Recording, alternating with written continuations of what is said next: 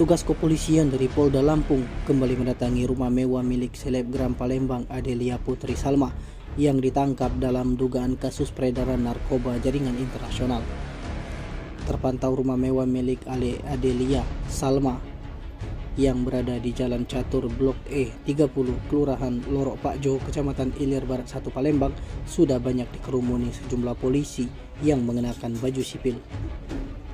Terlihat jumlah polisi yang berada di kediaman APS merupakan jajaran dari Direktorat Res Narkoba Polda Lampung yang juga di backup jajaran Ditres Narkoba Polda Sumsel.